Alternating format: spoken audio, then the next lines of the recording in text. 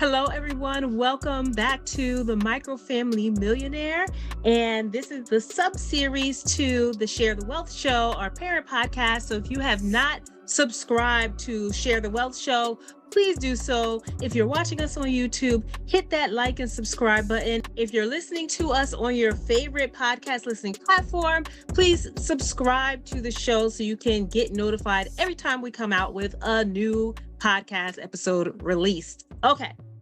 So today I'm going to discuss business credit, specifically when it comes to acquiring real estate, because there are a lot of misconceptions and misunderstandings about what it is.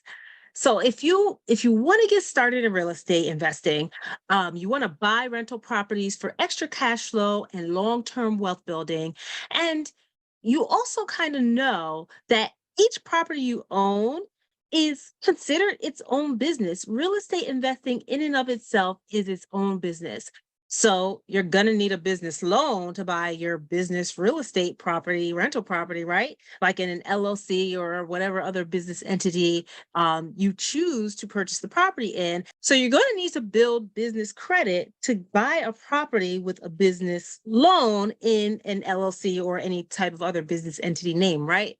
I'm going to stop you right there, because there is a big difference between building business credit for financing your business and a business loan to finance purchasing real estate. For building business credit lines, you really ultimately need, you need an EIN, you need a business address, you can use a virtual one, you need a business phone number that's been listed in 411, not a cell phone, because banks can tell the difference between a cell phone and a landline, right? You want to look like a legitimate business when you are going through the process of building business credit. And there's quite a few other foundational things that you need in order first, before you can start applying for business trade lines. And the trade lines are the different companies that you need to purchase supplies or services from specific to your business.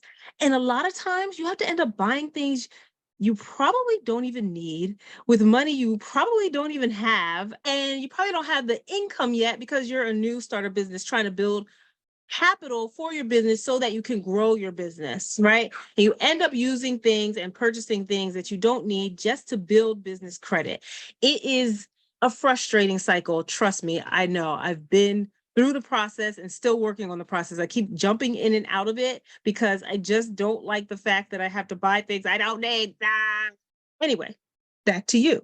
So you have to keep buying things, working your way up through the tiers of business credit. So you start with tier one, which are the businesses that are for entry.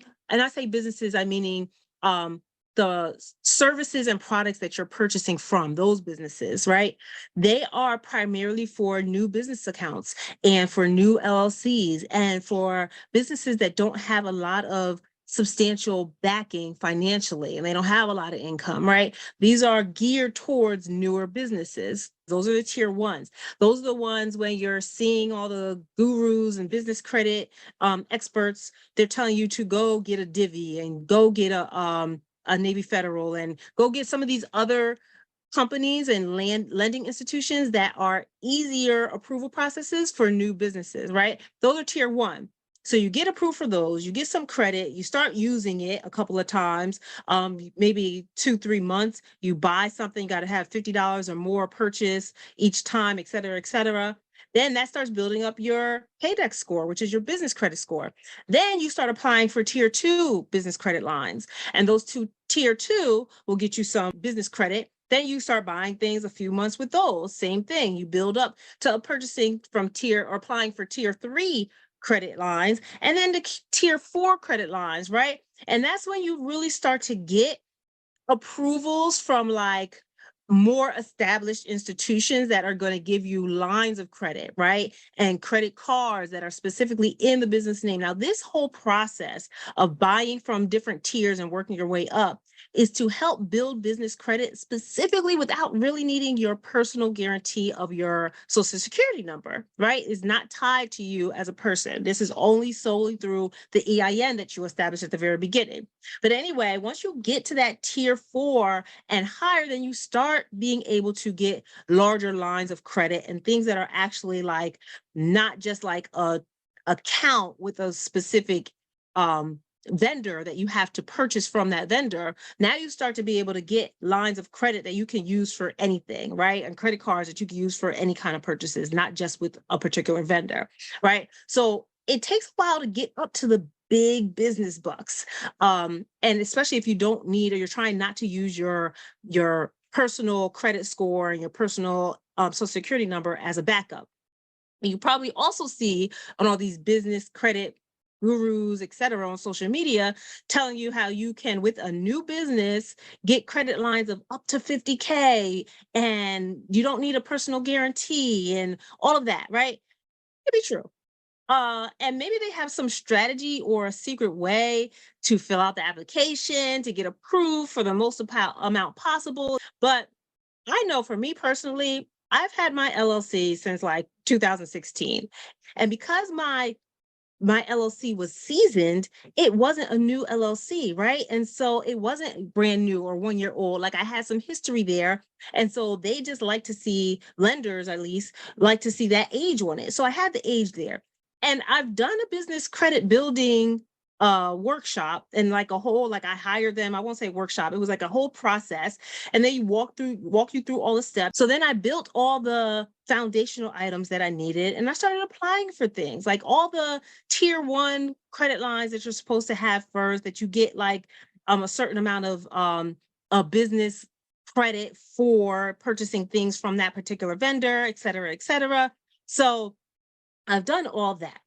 And honestly, I just got discouraged from continuing to have to make these purchases for things I don't need. I started trying to like purchase things that I would potentially use for business once my business grew to the point where I would need it, but I don't really need it right now because my business is still new. Even though I owned it since 2016, it was not, I was not active with it, right? I had the LLC, it was established. And that's why I wanted to use that LLC, because it had been established a long time ago. I just wasn't using it. So now I'm at the point where I'm being active in real estate. I'm being active with my LLC and building up the business income. But it just took a long time building the business credit. But I have never gotten to the point where I've gotten 50,000 out the gate from my first application, even with my seasoned LLC. So anybody who says that, like, more power to them. I love that they have the secret for that. But and the people who I have talked to in the business world, I haven't met anybody who's been successful with that. It's only the people on social media who are selling you a course or a program or something like that, right? That happen to have this secret way of doing the application so you could get a 50K or 100K line out the gate. I haven't experienced that. I don't know anybody who's experienced that. When I first applied for some early business trade lines, I was getting a couple of thousand, like 1,000, 2,000, right? I have Granger, and I have what's the other one? And I have like CEO Creative, and there's another main one that's in alignment with Granger, and I can't remember the name off the top of my head, but I'll let you guys know in the show notes. Then I also recently, not recently, but like a couple years ago, I applied for Divi. They only approved me for like 4K. Everyone's talking about how much Divi can give you so much money, blah, blah, blah. Like, I was like, that's why when I applied and I got 4K, I was like, come on, man, what is this? Like, I don't understand what all these people are talking about. Then I got like a Discover business card, and I got like another 4K. And I'm like, come on. Like, I just was so frustrated with why I was not getting these big lines, even though I have a seasoned LLC, right? Recently this year, I applied for Business Prime Amex card, right? This is like through Amazon, and I got 20K.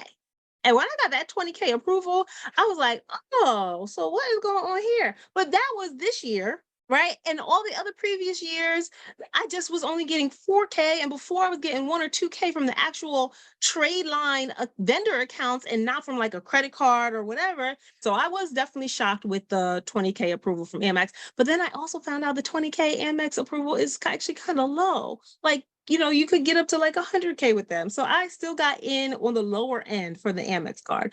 In any case, even with these subpar business lines of credit that I was getting approved for, even with my seasoned LLC, over the past few years, I have still gotten $615,000 worth of business credit loans with brand new LLCs to purchase 2 commercial apartment buildings, right? These were LLCs, not the same LLC that I've been building business credit with.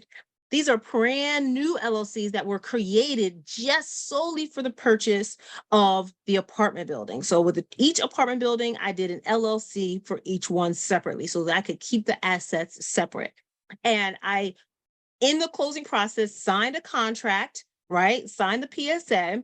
And then we basically opened up, this is me and my business partner, we opened up the LLC like within that time frame. And so we had the LLC opened and ready to close by time closing day came, and we got the loan approval in the name of the new LLC without having built up business credit for that LLC. So I think that is a very big misconception about what you need to do in order to purchase a property, a real estate property as a business, as a rental, to purchase that with business credit. You think you need to build up your business credit profile and your paydex first, and then use that LLC to purchase the real estate. That's not the case. That's not true, right?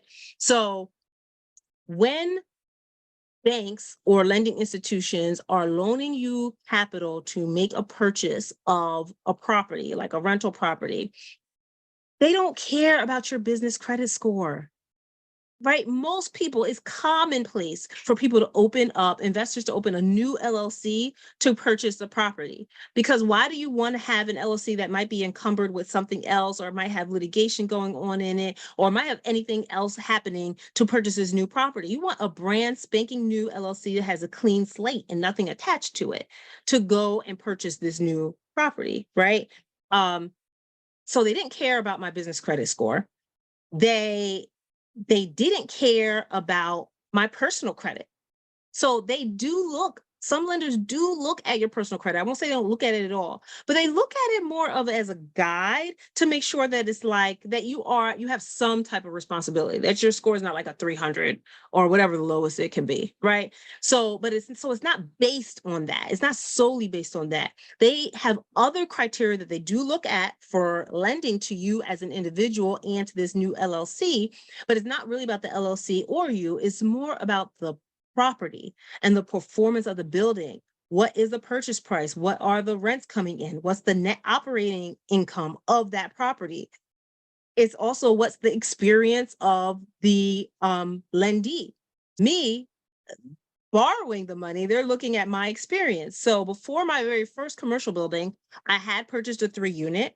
And so I did have experience with that, but I also had my business partner, and my business partner had some experience. And also our property management company was very well known in the market for managing a lot of the similar type properties as the one they were managing for us, right? In the purchase, after purchase, we had already chosen who our property management company was going to be. So lenders want to look at the whole team. Your property management company counts as part of your team. If you have a joint venture partner, that part counts as part of your team, right? So you can use that as part of your experience in order to qualify for a slightly larger building if you want to step up in your portfolio.